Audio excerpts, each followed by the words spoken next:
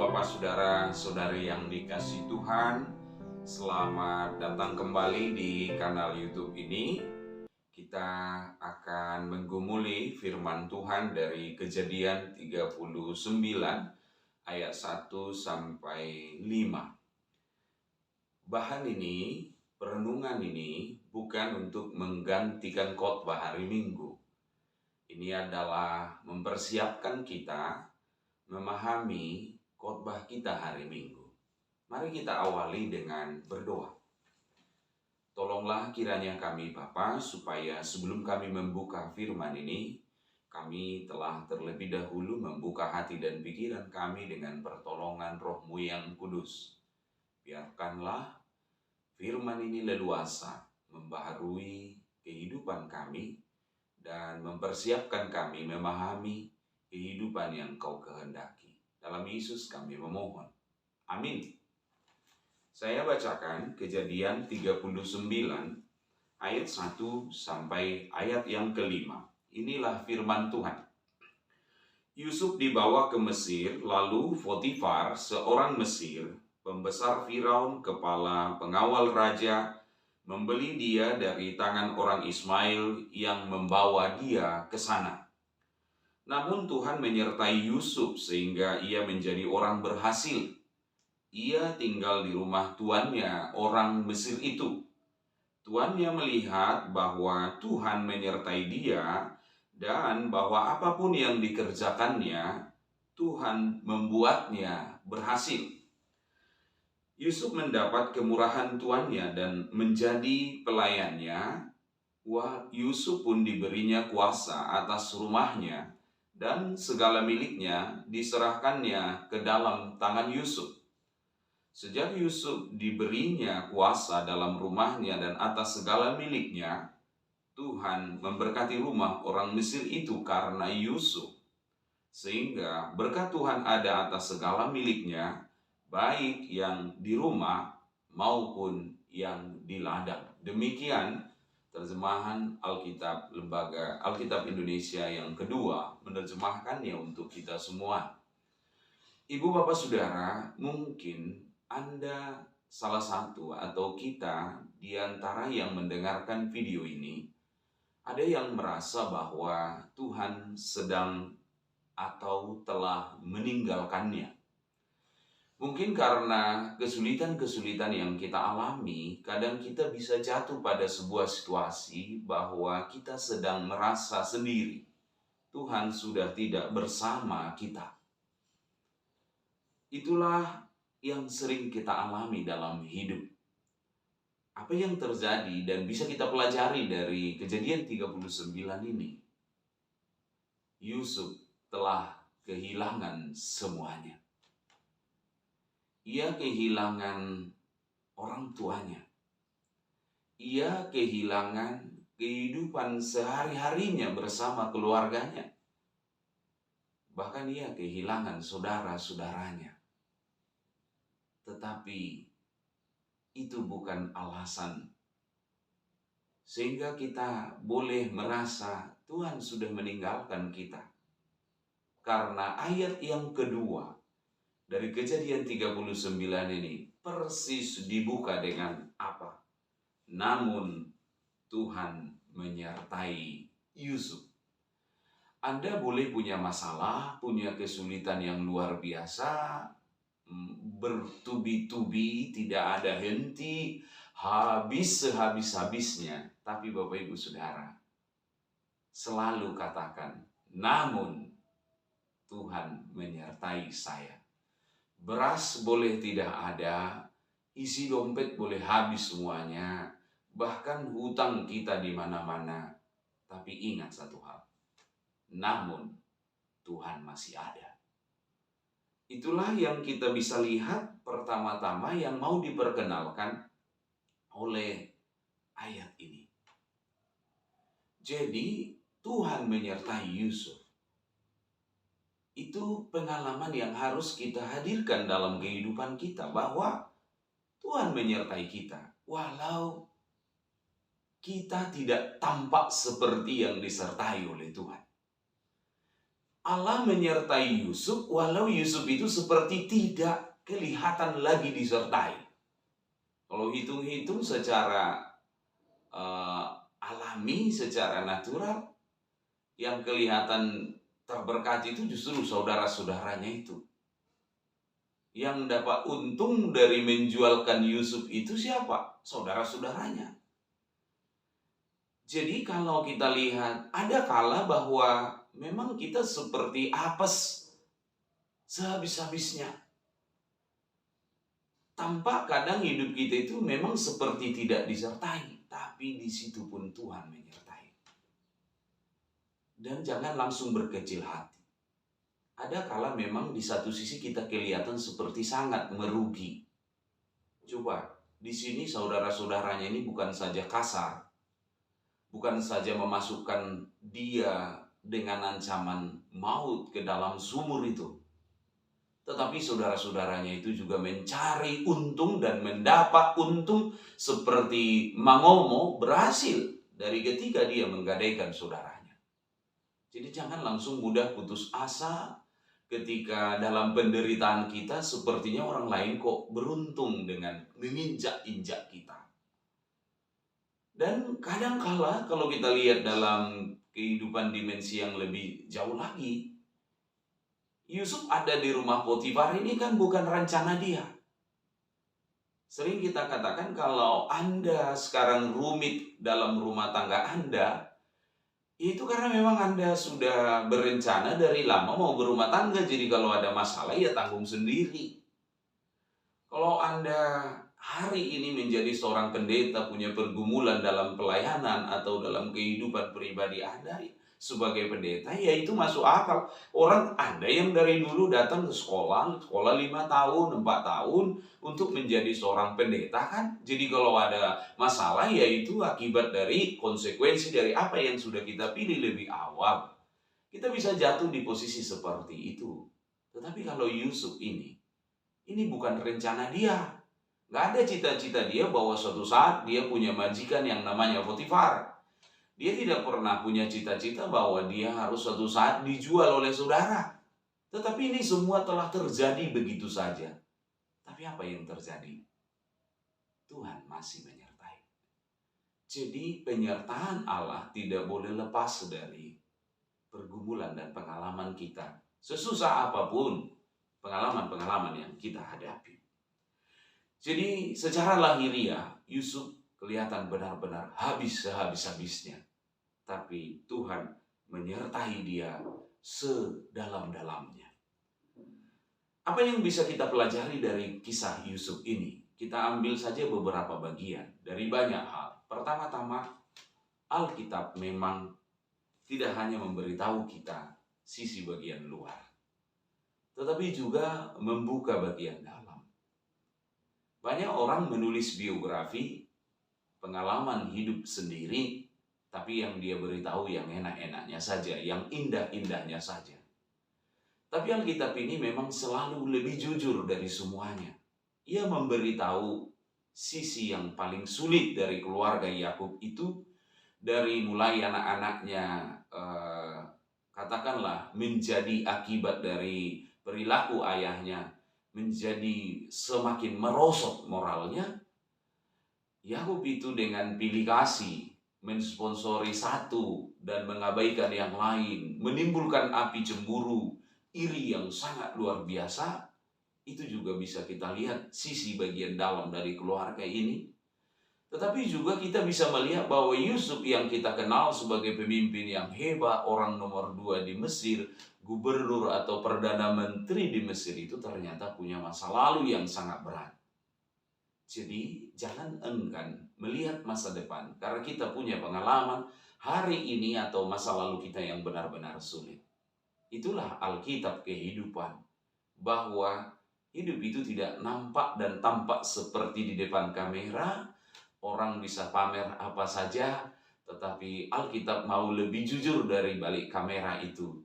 Ternyata ada banyak kesulitan dan kesusahan yang terjadi dalam hidup, dan itu mungkin dan bisa terjadi. Tetapi penyertaan Allah tidak pernah berhenti. Lalu yang kedua, kita berada bisa saja di situasi yang sangat tidak kita inginkan. Kalau kita lihat di ayat 1, ini unik sekali. Yusuf dibawa ke Mesir, lalu Potifar, seorang Mesir, pembesar Firaun, kepala pengawal raja, membeli dia. Tidak dikasih tahu harganya. Yang dikasih tahu bahwa orang untung dengan dia. Tidak diberitahu berapa harga Yusuf dibeli oleh Potifar dari orang Ismail itu. Tetapi yang diberitahu adalah bahwa Potifar itu untung banyak. Jadi dalam hidup ini jangan selalu berhenti dengan hanya rumus matematika. Gue dapat apa, lu dapat apa. Enggak. Hidup itu tidak selalu harus berakhir dengan hitung-hitungan. Tetapi yang harus adalah seberapapun meruginya kita, tapi orang lain harus untung. Seberapapun beratnya pergumulan kita, jangan sampai kita menyebabkan kerugian bagi orang lain. Kita harus menjadi keuntungan besar. Artinya yang lebih sederhana adalah kita boleh menjadi budak, tapi jadilah budak yang paling oke, yang bisa menguntungkan orang lain, orang-orang di sekeliling kita. Nah, dari sini juga kita bisa belajar bahwa ketika Anda menjadi budak, berusahalah menjadi budak terbaik. Yusuf tidak meratapi masa lalunya, baperan dan lain sebagainya, yang dia tahu bahwa dia harus menjadi berkat dimanapun dia berada. Yang berikutnya, yang paling sulit kita pahami tapi sangat menarik sekali adalah apa yang kita lihat di ayat 3. Tuhan dia melihat bahwa Tuhan menyertai dia dan bahwa apapun yang dikerjakannya, Tuhan membuatnya berhasil. Garis bawahi kata Tuhan yang melihat. Kalau Yusuf melihat itu masuk akal, mudah dipaham. Tapi ini seorang asing, seorang yang tidak mengenal Allah, tapi bisa melihat bahwa Tuhan menyertai anak itu. Tuhan menyertai Yusuf. Dari sini kita belajar, pertama-tama timbul dari sebuah pertanyaan. Pelajaran ini lahir dari sebuah pertanyaan besar. Kira-kira apa alasan Potifar harus mengaitkan keberhasilan Yusuf itu dengan Tuhan? Kita sulit sekali menemukan apa alasan bagi Potifar sehingga di balik kesuksesan dan di dalam, di atas, di samping, kiri, kanan kesuksesan Yusuf itu selalu ada Yahweh. Ini tidak mudah dicerna. Kecuali satu hal, bahwa dalam kesusahan dan keberhasilan itu, ternyata Yusuf selalu menceritakan, selalu menyatakan, selalu memperlihatkan ada Tuhan yang menyebab, ada Tuhan yang membuat dia sedemikian indahnya, berhasilnya dalam kehidupan. Jadi jangan pernah lupa, kita boleh susah, kita boleh menderita, tapi jalan kesuksesan itu terbuka ketika kita tidak berhenti memperkatakan, memperlihatkan Tuhan, Yahweh melalui semua tindakan dan perilaku kita. Kemudian dari ayat 4 kita bisa belajar sesuatu yang kemudian oleh penulis kitab Kejadian 39 ini dibuat lebih serius, lebih jauh lagi. Yusuf mendapat kemurahan tuannya, judulnya kemurahan. Tetapi apa? Menjadi pelayannya, itu sudah dilakoninya. Tetapi apa kemudian? Yusuf pun diberinya apa? Kuasa tambahan atas rumahnya untuk mengatur dan mengelola semuanya. Jadi kesuksesan, keberhasilan tidak diukur dengan seberapa kekayaan, seberapa keuntungan, seberapa kita dapat. Justru kesuksesan, keberhasilan itu jalannya adalah selalu untuk meluaskan kita, memberi tanggung jawab yang lebih besar, memberi dampak yang lebih luas ke segala ruang dan sisi kehidupan kita itu. Jadi kesuksesan tidak diukur dari seberapa banyak dan seberapa besar yang kita punya dan yang kita tumpuk dalam kehidupan kita, tetapi seberapa berguna bermanfaatnya kita bagi orang-orang, bagi sekitar kita. Dan apa yang kita lihat dari sini, rumus kesuksesan itu adalah satu, mempermuliakan Tuhan dengan memberkati orang lain, dengan meluaskan karya dan kasih Tuhan bagi sekeliling kita. Maka kita selalu diberi tugas yang besar. Jadi kita tidak hanya memperkatakan Tuhan yang besar, tetapi juga diberi tugas melakukan kebaikan-kebaikan Allah dengan kawasan, area, keluasan yang lebih besar. Namun dari semua ini, kita hanya akan berhenti di ayat 5. Sebab akan ada ayat 6, ayat 7, istri Potifar datang dengan godaan. Di sini kita juga belajar, Yusuf bukan hanya ketemu dengan pencobaan, tapi ketemu godaan dalam cobaan. Karena ketika dia berjalan dengan demikian, di kesulitan yang mana dia dipisahkan, habis segala-galanya, masih ada cobaan datang di situ. Tapi apa yang bisa kita lihat dari ayat 1 sampai 5? Ini adalah waktu bernafas. Jadi ketika kita diberkati, ketika kita berhasil karena penyertaan Tuhan, jangan lupa, itu adalah saatnya kita menabung. Karena hari esok akan masih bisa terjadi kesusahan-kesusahan besar dalam hidup, kesulitan dalam hidup, godaan berbagai macam dalam hidup. Tetapi episode kita sekarang adalah episode siap-siap menghadapi gelombang kesulitan yang lebih besar di hari esok. Jangan lupa diri ketika Tuhan memberkati kita. Jangan berpuas diri ketika kita berhasil dalam karya-karya kita.